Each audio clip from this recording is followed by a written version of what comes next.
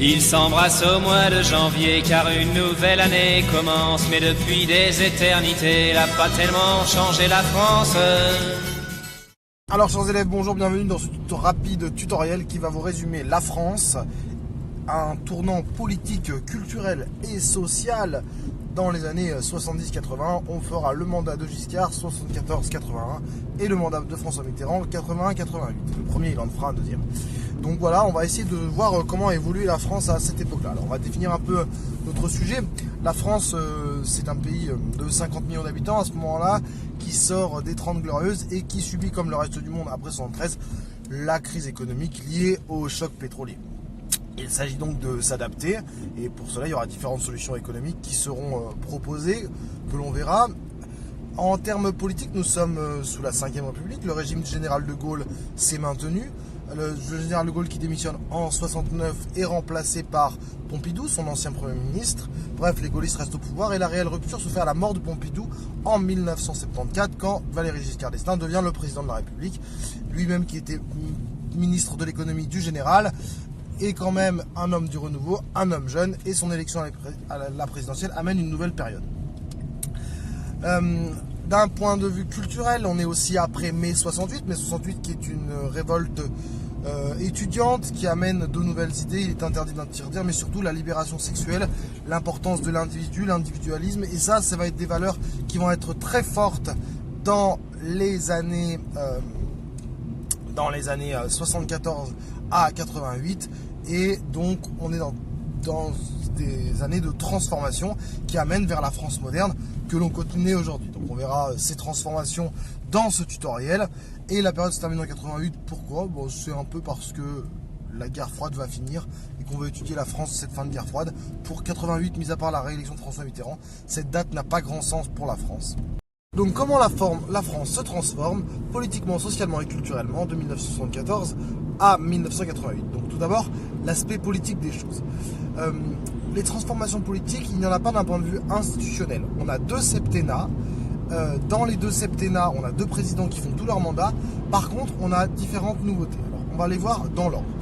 Donc tout d'abord, l'élection de Giscard, c'est l'élection d'un président jeune qui arrive sans dissoudre l'Assemblée nationale. Il maintient pendant 7 ans des premiers ministres de droite. Tout d'abord Jacques Chirac, qui est un transfuge du RPR des gaullistes. Alors, et ça c'est le premier point sur l'aspect politique, il y a à droite deux grandes familles politiques. Il y a l'UDF, l'Union de la démocratie française, qui est plutôt un parti démocrate chrétien, assez libéral en économie. Et de l'autre côté, on a les gaullistes, qui viendra le RPR de Jacques Chirac, qui eux sont plutôt conservateurs d'un point de vue politique, mais qui sont d'accord avec plus d'intervention de l'État dans l'économie. Bref, Chirac ne soutient pas en 1974 le candidat du RPR qui était Chaban-Delmas et soutient Giscard. Giscard le récompense et en fait son Premier ministre. Le duo Giscard-Chirac, qui sont deux personnalités jeunes, entament un certain nombre de réformes, dont la plus célèbre est l'interruption volontaire de grossesse, mais également d'autres réformes, dont la réforme de l'immigration et l'arrêt de l'immigration de travail, etc. La loi, également la loi du collège unique qui est votée en 75, la loi Abi. Cependant, Chirac laisse Giscard un peu avant les élections de 78, sentant le vent du boulet passer, et c'est Raymond Barre qui en 76 le remplace en tant que Premier ministre de la France. Raymond Barre qui fera jusqu'à 80. Raymond Barre lui mettra une politique économique très libérale avec des plans d'austérité, mais ça on y reviendra tout à l'heure dans la politique économique. Si on note la grande transformation de ces années-là, c'est le changement, l'alternance politique en 1981. En effet, François Mitterrand, le candidat du Parti Socialiste, gagne l'élection présidentielle de 81. Lui-même qui avait perdu de 1% face à Giscard en 1974, gagne en 81. L'élection, c'est très serré. Cette victoire de François Mitterrand est une victoire de la gauche et amène des transformations. Alors, dans ces années-là, on a une très forte opposition politique entre la gauche et la droite qu'on va rapidement expliquer. Donc, déjà, la droite et la gauche s'opposent sur différents aspects. Donc, sur l'économie, la gauche est pour l'intervention de l'État dans l'économie, la droite est contre. La gauche défend l'abolition de la peine de mort, la droite est contre l'abolition de la peine de mort. La gauche est tolérante vis-à-vis de l'immigration et n'est pas opposée à l'immigration. La droite est contre l'immigration. Il y a un certain nombre d'oppositions qui sont marquées dans cette période-là et qui font qu'il y a vraiment quand la gauche arrive au pouvoir, c'est un renouveau en 1981. François Mitterrand est élu, d'emblée il entame un certain nombre de réformes et il mène une politique d'État-providence dans laquelle l'État va massivement dépenser de l'argent. Retraite à 60 ans, 5e semaine de congés payés, abolition de la peine de mort, gratuité de l'IVG, etc. En 1981, les réformes s'enchaînent. Seulement, rapidement, les déficits se creusent, notamment le déficit public. En effet, le chômage de masse n'est absolument pas résorbé. Et pire que ça, la balance commerciale de la France devient extrêmement déficitaire. Du coup, les dépenses publiques s'arrêtent devant la catastrophe de la dette. Et le gouvernement de gauche repasse à une politique plus d'austérité et limite la dépense publique. C'est ce qu'on appelle le virage de 83. Donc c'est Laurent Fabius qui devient Premier ministre en 84, succédant à Pierre Mauroy, et cela fait rompre le Parti Socialiste avec le Parti Communiste qui s'était allié avec lui au début des années 80. Le Parti Communiste dirigé par Georges Marchais. Le Parti Communiste à ce moment-là est important. Alors deux mots sur le Parti Communiste. Dans les années 80, le Parti Communiste s'effondre progressivement. Lui qui avait 20% des voix au début des années 80, peine à obtenir 10% des voix à la fin des années 80 dans les élections nationales. Donc en 86, après 5 ans, il faut revoter pour l'Assemblée nationale. C'est la droite qui gagne les législatives et c'est la première cohabitation de la 5e République. C'est-à-dire on a un Premier ministre de droite qui sera Jacques Chirac et un président de gauche qui sera François Mitterrand. Cela va entraîner des débats importants et notamment sur la nature de la 5e République.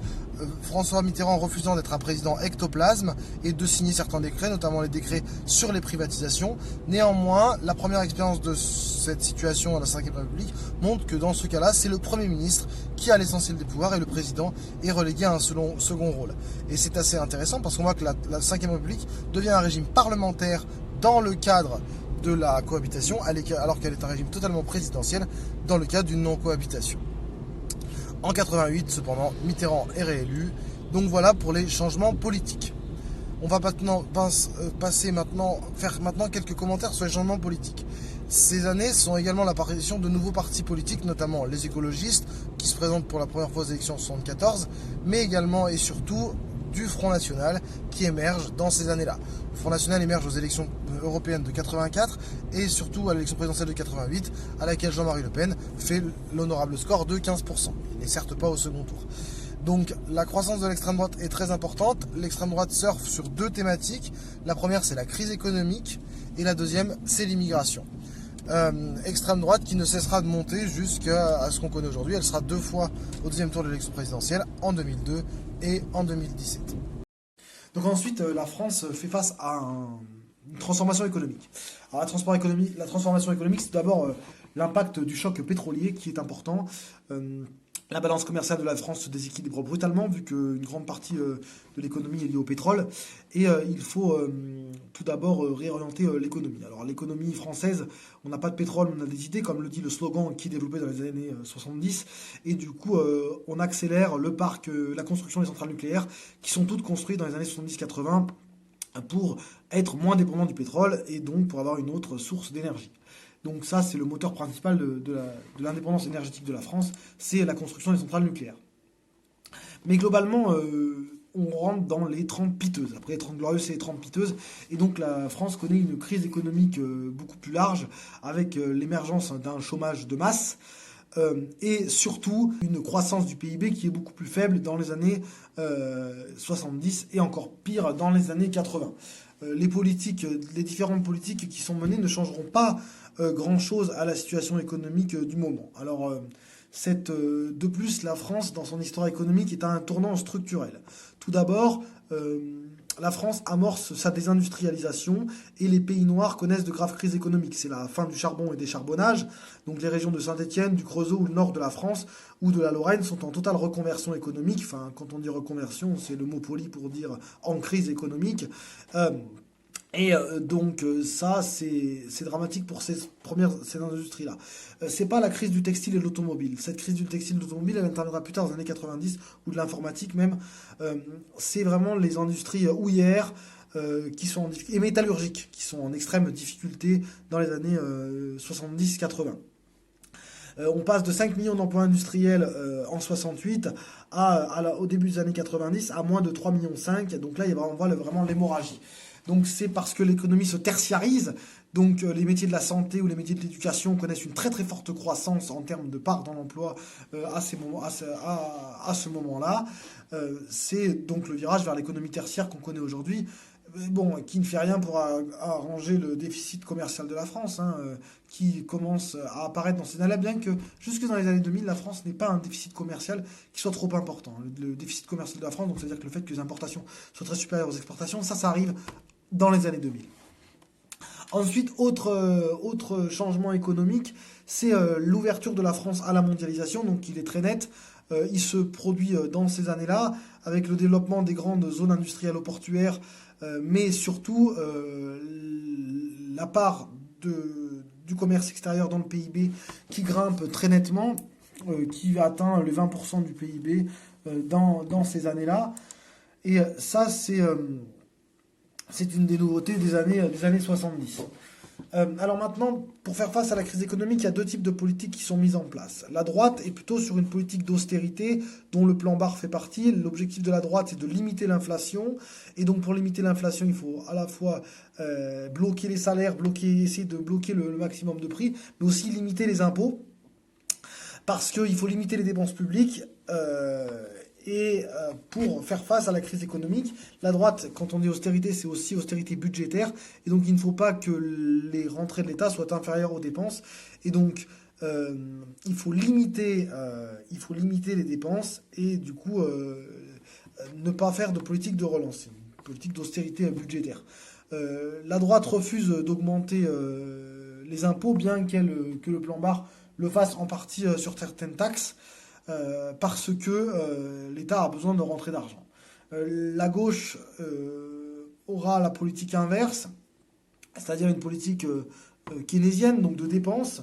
Donc ça se traduira en 81 par les nationalisations et ce qu'on appellera plus tard des plans de relance. Cependant, ces politiques sont elles-mêmes également inefficaces parce qu'elles vont creuser le déficit budgétaire après 81 et elles seront remises en cause dès 83.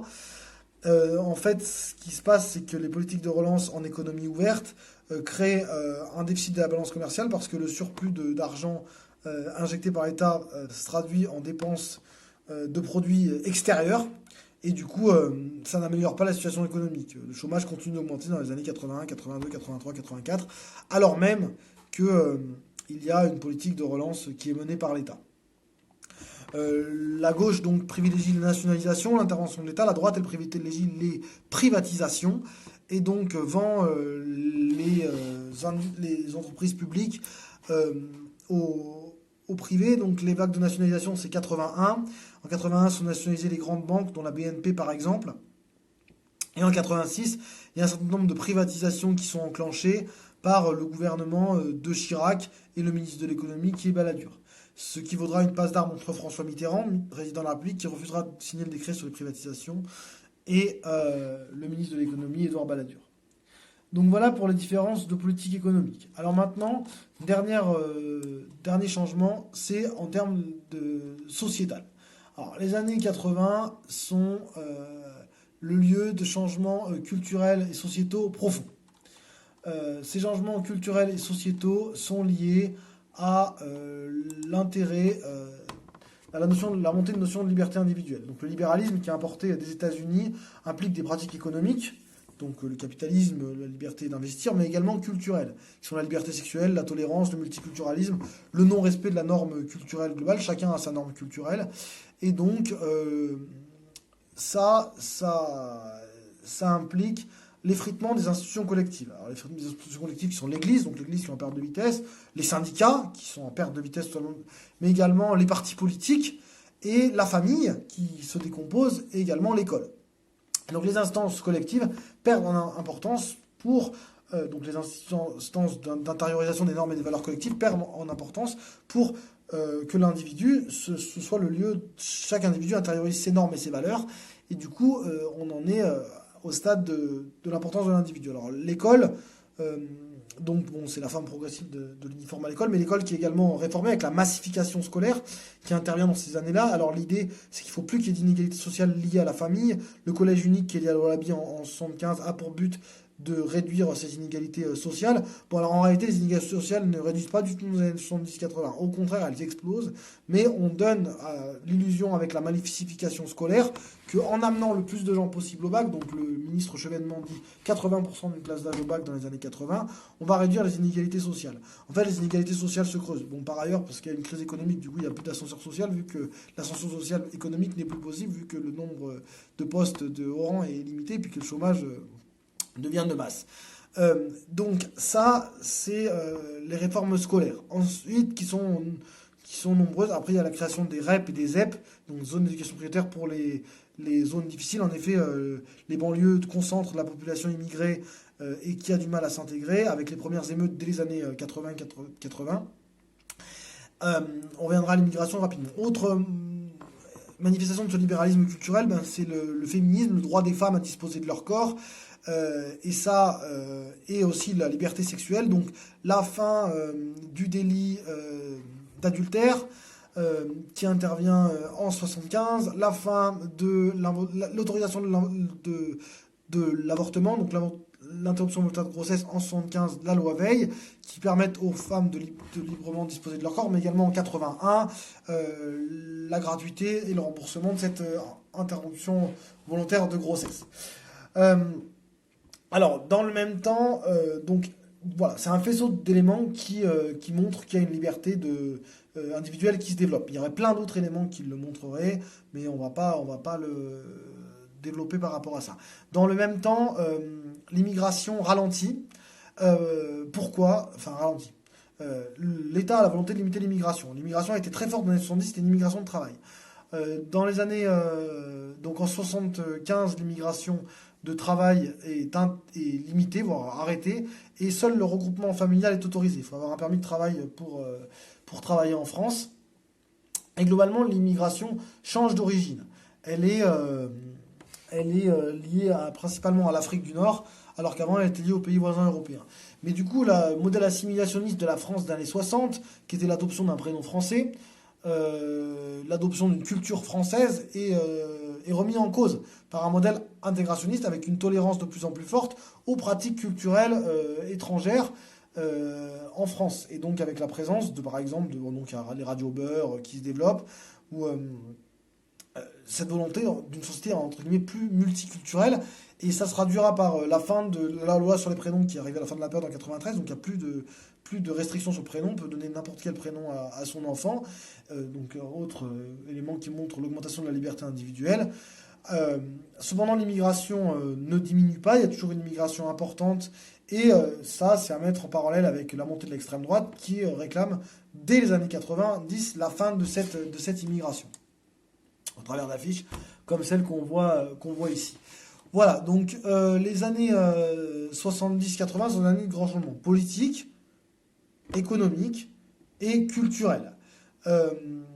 Pour conclure, on peut dire que la loi sur la peine de mort symbolise bien ces changements, différents changements. Tout d'abord, le changement politique, avec l'alternance de 81 qui permet à la gauche de faire passer cette loi par l'intermédiaire de Robert Badinter, garde des Sceaux.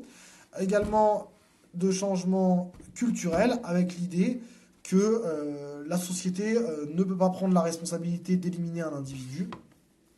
Et donc, ça montre finalement l'émergence de l'importance de l'individu et de la vie. L'individu n'est plus soumis à la collectivité parce que la collectivité renonce son droit à donner la mort sur un individu qui a fait du mal à la collectivité. Et c'est un virage important des années 80. Qui est un virage culturel profond. On a terminé avec ce tutoriel. Merci de l'avoir suivi. À bientôt pour un nouveau tuto. On peut pas dire que ça soit pendant. Si le roi des compères des son trône, il y aurait 50 millions de prétendants.